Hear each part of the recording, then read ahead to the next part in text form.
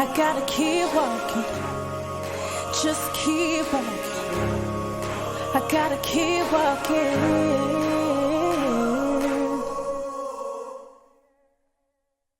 What's up, everybody? Welcome back to my channel. Thank you so much for clicking on this video. I am so excited to share with you my first time home buying experience today. A lot of you have been asking for it. You've been commenting on my video and hit me up on Instagram. It's finally here. And I'm excited to share with you this journey. Thank you to everyone who said congratulations, who said they were proud of me. I appreciate it. Buying your first home is definitely a lot of work, okay? Especially when you represent yourself as the buyer's agent. It was a lot of work, but it was definitely worth it. And who knew that buying my home would open so much opportunities for me? And I've seen God do some things, and I still see him doing some things. So I am so grateful and so blessed to share this story with you. If you have not seen my closing video, make sure you go click on that video and watch it, because you will kind of see me going to the closing table. I explain to you the documents that I signed, and I give you an empty house tour and all that good stuff. So if you haven't watched that video, make sure you watch it. But this is more of like the backstory of how I even got into this place. So let me tell you how the first step of me buying my home is called sacrifice. It was such a sacrifice for at least a year or 2 years. I mean, specifically when it comes to saving money. So with this transaction, I wanted to make sure that I did this by myself. Not to boast on myself at all. I wanted it to be me and God. Again, not to boast, but my parents have been very helpful throughout my entire life. And this was something that I wanted to do by myself, okay? I didn't want to ask them for another thing. So it was a struggle, mainly because living with them, they didn't ask me for anything, but those moments where I wanted to give something, but then at the same time, I know what I needed for myself in order to make that move. So it was definitely a struggle for me. It was rough trying to save every little penny possible. I would literally make sacrifices, especially last year. So the pandemic, listen, it did something good for me, because being in the house, I saved so much money not having to go nowhere or look like somebody. Like, I wasn't in the house just looking a mess, but at the same time, I wasn't necessarily getting all of those extra things, all of those luxury, lifestyle things, because I didn't really need it. So doing my own hair, I didn't get my nails done, I didn't get my toes done, I didn't buy new clothes and shoes, because for what? But it was also a blessing, because that money that we just be blowing on anything, I literally kept in my pocket. So it was definitely a blessing in disguise. But again, even before the pandemic, it was definitely a struggle saving, because every day was a sacrifice. You know, I wanted to go here, or I wanted to buy this, but I knew my goal and I knew what I asked of God. And again, not to boast, but I said, hey God, like, this is something that I want to do. And at the moment, I didn't know whether I was going to go to an apartment or to a house. And I was just like, God, can you do this for me? And while I'm asking him for this, I'm like, I got to do my part. So number one was me saving. Like, saving was a struggle because it was a sacrifice, but it was definitely worth it. I was just ready to just get out, literally. At first, I started looking at apartments, and I was very appalled at how much rent was for like a 900 square foot like box with a barely updated kitchen. Like, I was very surprised at those prices, and I'm like, man, if I can rent, I can just buy a house. And I'm not talking down renters, because I feel like people rent or buy depending on the season of their life and what situation they're in, so that's your business. But when I was speaking to God in my prayer closet, I was just like, God, I don't know what I'm going to do. So to make a long story short, while I was in those prayer times with God, I heard him clearly say, look for a house. Like, literally, look for a house. And I'm just like, okay, that's what I'm going to do.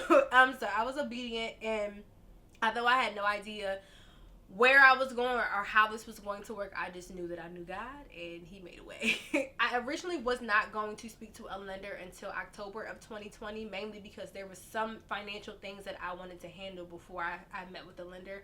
But for some reason, I was just like, I'll talk to him sooner. So I think I reached out to my lender around June or July of 2020. And when I spoke to my lender, again, to make a very long story short, they ask you for, a lot of things. And 2 things that he told me to do was pay off your car and save more money. So I said, okay, I can do that. And I said, in the next couple of months, you'll hear from me again. And again, I wasn't going to reach out to a lender until October of 2020 because I wanted to pay my car off by then. But because I was seeing so many homes that I love, and I'm like, oh my God, this house is in my price range and I don't want to miss out on it. So I just wanted to see if I can get pre-approved, just to see what would happen. But he pretty much just confirmed, it was confirmation. I needed that confirmation that, girl, you're on the right track. Just stick with what your plan is. And then once you're finally ready to really get pre-approved, you can just go back and they'll help you with that. So that was definitely helpful. Before I get into the rest of my story, I do want to give you a few tips before you buy a home, because a lot of people ask me all the time, like, what do I need to do? So before I even spoke to a lender, number one, I paid my bills on time every single month. And I didn't have a lot of bills, but I had enough, okay? And I bought a credit card because my only credit, I didn't buy a credit card, I got a credit card because my only line of credit besides student loans was my car. So I knew that if I had paid my car off, then my credit score would go down, because for some reason that's how credit works in America. So I had to do that in order to build my credit. It was a very low credit limit, but the thing about that is you have to use it in order for it to work. So I would buy something every month, paid off every month, just so that the credit bureaus knew that she pays her bills on time. Student loans are up to date, car payments up to date, you know, any other bills that I had were up to date. So make sure you pay your bills on time. That is extremely important when it comes to mortgage. Like, they're not loaning you $10. Like, you are getting hundreds of thousands of dollars to pay for a house. So they want to make sure that, okay, if she can't pay her $100 car payment every month, why am I giving her $100,000? So you want to make sure that you pay your bills on time. Number two is understand what you can afford a month. And I don't just mean your mortgage. I mean, list all of your financial responsibilities. Like I said, credit card, car payment, car insurance, phone, whatever it is. List everything that you already pay a month. That way you know, okay, this is what I have. This is what I have left over. This is how much I can afford on rent or mortgage or whatever. So you want to make sure that you understand how much you can afford and be realistic with yourself. Because this shows you, when you go to your lender, number one, you'll be prepared to answer their questions. And number two, they won't allow you, and you shouldn't allow yourself, to overspend on a house. I would also recommend saving money, additional money, for what you may have to do when you move into a house. So granted, you're not going to know that until you find the house that you love and you want to buy. But it will definitely help. So for example, when I came into this home, the first two things that I saw before I even said, oh, I like this house, was paint and carpet upstairs, because the carpet up here was disgusting. I knew those were the two things that I had to do before I even bought the house. So in me having conversations with my dad and with my lender, and me, because I was my only realtor, I was my own realtor, I wanted to see, like, okay, can you afford this house? And when you go in, you see immediate things that need to be done. Can you afford that? So definitely having the first time home buying grant obviously helped me, because I was able to use my money for my house and use the grant for purchasing the house, which I'll get to in the story. But definitely save for those different projects that you may have to do moving into your home. If it's not move-in ready or a new build, you may have to do a little bit of things to make it your own. You will have to verify all of your income.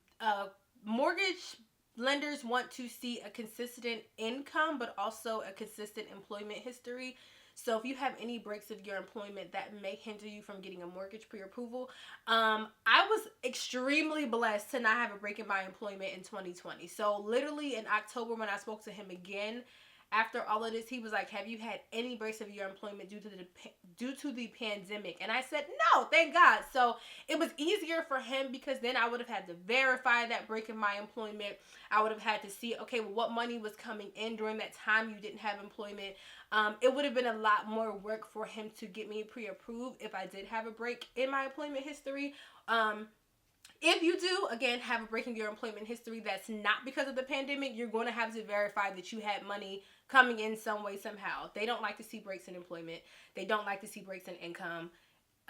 They want to make sure that it's consistent for at least 3 years. So keep that in mind as well. Do me a favor and ask questions.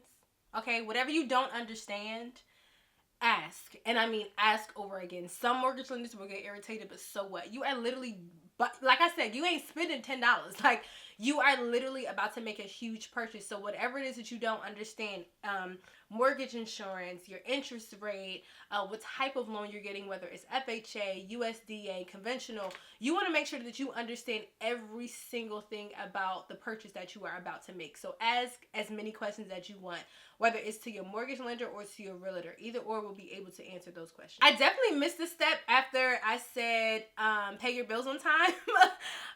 Pull your credit report. I don't know why I missed that, but definitely pull your credit report. And I don't mean Credit Karma or Credit Wise or any of those things. Your full credit report. Pull it. You may have to pay for it. So what? It's better to spend $30 now than $1 million later, literally. So your credit report will show you everything that is on your credit. You'll be able to see what's on there that you didn't even know that was on there, what needs to come off, what you need to fix, what you need to tweak, what you need to, whatever, take off. For example, it wasn't a huge expense, but I was in a car accident back in 2013. And on my credit report was still a hospital bill from that accident. And number one, the car insurance was supposed to pay for, or my health insurance was supposed to pay for it, because I had both. So I literally told them I'm not paying this because I felt like I didn't need to. Again, it wasn't a big expense, but that was on my credit report for like 6 years. And I'm like, I'm not paying this. Like, again, it wasn't hundreds of thousands of dollars, but it was small enough. It was big enough for me to say I'm not paying this. I sent them multiple letters, and then eventually they just said, okay, whatever, and they took it off. So that helped. And then, of course, paying my car off helped. So you want to make sure that you may not even know that it's on there. Maybe something that's so old that's affecting your credit. Listen, get your full credit report, because that will literally help you understand what you need to do before you even purchase your home, but what you need to do before you even speak to a mortgage lender to be able to purchase your home. Last two things is, can you see yourself living in your home? Don't settle for less. Listen, we're living in a market where there's so many buyers and not enough houses on the market. So it's very easy to overspend. It's very easy to settle for something that you didn't want. I literally thought I was going to have to do that, because I'll get into the grant in a minute, but woo, child, finding my house was not easy. But literally make sure that you can see yourself living in the home. And then my last tip before I get to the rest of my story is to not max out your pre-approval. So if you're pre-approved for a certain amount, you want to make sure that you're looking for houses under that. Number one, you want to leave room for negotiation. And number two, you never want to hit that budget anyway. That's just me. I don't know. I never want to go to the top end of my budget with anything. Make sure that you stay below it. That pre-approval just tells you how much you can afford realistically if you need to go that high, but never go that high. So the program that I use to purchase my home here in New Jersey is the New Jersey Housing and Finance Agency program, and it is a 5-year forgivable second loan. So everybody thinks that it's a grant, which in a sense, yes, it is, but it is a 5-year forgivable second loan. It will show up as a second loan on your credit report. Okay, it is forgivable. It doesn't really affect it like your other mortgage, like your first mortgage does, but it will come up as a second loan, mainly because with that program, your home has to be your primary residence for at least 5 years. There's ways around that, but it has to be your primary residence for at least 5 years. So if you happen to sell your home before that time frame, you do have to pay that money back at a prorated rate. So it won't be the full $10,000, but at year 3, it'll be a prorated rate that you have to pay them back. So there is some pros and cons to this. I did it because, again, this home is an investment to me, and I know that I'm going to be here for at least 5 years. And if anything changes, then, you know, God will provide. But I knew that this was a good decision for me. The reason why this program was also a struggle for me, the con for it, even though it worked in my favor, is 9 times out of 10, specifically because the pandemic, it was definitely a 60-day closing. But 9 times out of 10, anytime you're dealing with a grant program, it's going to take at least 60 days to close. And when you're dealing with the type of market we have right now, sellers aren't waiting 60 days because they have 10 other buyers lined up that can buy the home in 2 weeks. Like, they're not waiting for you if they have a better and a stronger offer. Some people may even take a lower offer just because they're like, well, I'm not paying 2 months extra in mortgage when the next person is coming up and they can be in my home in 30 days. So that's the only other thing about that. If you are willing to wait, and you can wait for that longer closing time. Again, I was blessed when it came to this house. Let me tell y'all, the first time I saw this house and I put the offer in, she got back to me, I think it was within 48 hours. And she said somebody else outbid me. And I was like, okay, cool. Keep it moving, right? Mind you, this was offer like number 8. So I kept it moving. And then 24 hours later, maybe, I don't remember, 24 or 48 hours after that, she called me again and she said, hey, Tatiana, this is so-and-so. And I'm like, oh, hey. She was like, yeah, I'm a listing agent for this property. I said, yeah, I remember. How are you? And then she said, are you still looking for a home? And I said, yes. And she knows I'm a realtor. We're actually a part of the same brokerage. She's just in a different branch that I'm in. And I was like, yeah. So I'm like, it's been a struggle. And she was like, well, this home is yours if you want it. And I was like, huh? What? And she was like, it's yours if you want it. And I was on the phone like, seriously? Like, I could not believe it. And she was like, yeah. So mind you, I put a lot of things in my offer because I really, really wanted to win this house.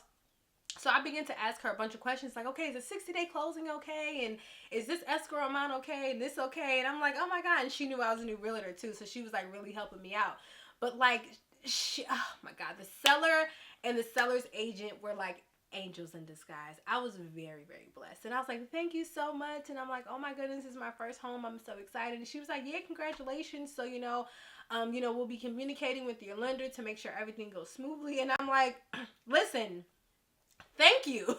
Thank you so much. So literally, if you find that angel in disguise that will wait 60 days for you, then so be it. You have other people who they need that time to get out of their house. The sale of their home is, them buying a home is contingent upon them selling this one. So some people may need a longer closing time versus in the shorter one. So it really just depends on the market, and it depends on the needs of you as the buyer and the seller of whoever is selling the home that you love. Oh, also about this program, because a lot of people think that they can just get this program with bad credit and bad debt to income ratio.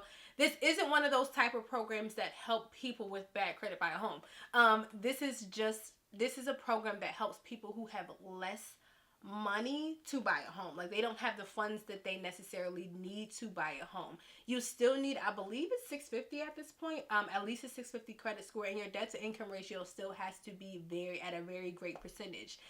They're not just going to give you $10,000 just because. You still have to meet certain requirements for the specific program. So there's other programs out there if your credit score isn't that great, or if your savings isn't that great, that'll still be able to help you purchase a home. But this one specifically, you still have to have certain requirements for them to even approve you for the grant. So yes, I spoke to my lender in about June or July of 2020. I did what he told me to do. I paid off my car and I saved more money, and then I went back in September and I got my pre-approval letter. So yes, I was very, very excited about that. And then again, it took me about 8 offers. I literally was looking at homes all the time, putting offers on homes that I really, really did like, and I was very surprised that I didn't win. But I really think it was that closing time, because other than that, I think my offers were very, very strong, and it was just a struggle. But even after I found my home, I was like, dang, I still gotta wait another 60 days to get into it. Like, it was a lot. But I thank God for giving me that time, because I needed it. I needed that time to get myself together, to prepare myself to be an adult, and just to be financially responsible. I definitely needed that time. So I'm very happy with my purchase, and I'm very happy that I decided to use this program. And a lot of you were asking me about the 2 checks that I talked about in my closing video, because I talked about me going to the closing table with nothing but leaving with 2 checks. So I do want to clarify that when you are submitting your offer, you do need to put down a good faith amount, what they call is an escrow deposit. And my escrow deposit was $1,000. So yes, $1,000 still did come out of my pocket, but when it came to me getting ready to actually go to the closing table, I didn't need to bring anything else. The grant is a $10,000 grant here in New Jersey. The first is your down payment amount. So I have an FHA loan. It was 3.5% of my purchase price, and then plus whatever is left will cover your closing costs. So I was blessed that $10,000 helped me pay my down payment and my closing costs, and I still had a little bit of money left over that they gave a check to me. So I got the full $10,000. And then the other check was my commission because I represented myself, and I fought for that commission. Let me tell you, they wasn't trying to give me my commission, y'all.